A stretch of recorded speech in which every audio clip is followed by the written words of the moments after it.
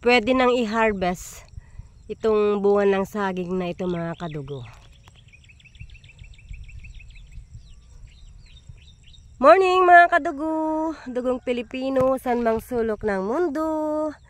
Andito tayo sa Bugoy's Farm.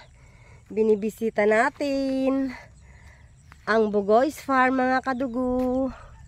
Ayan, kasama ko si ate. Pasok tayo dito sa loob ng bakuran ng farmhouse.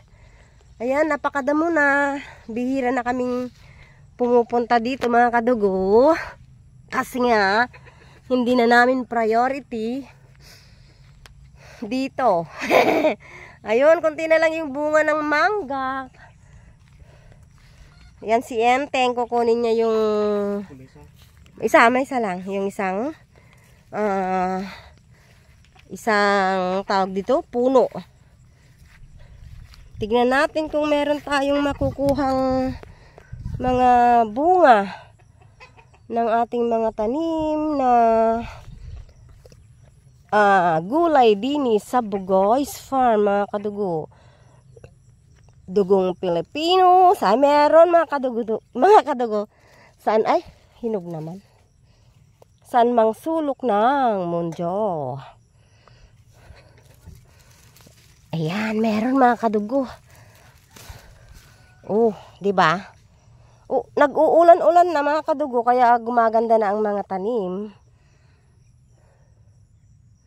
Ay, dalawa, another one.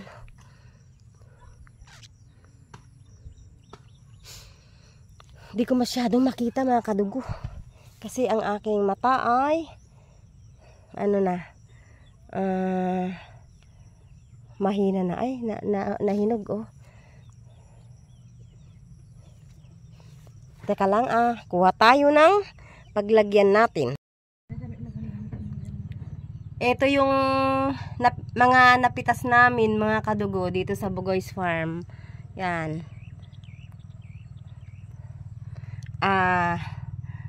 Mangga, Indian mango, yung bulaklak ng kalabasa, yung mga kadugo, yung ampalaya nasa loob niya, isang piling ba yan?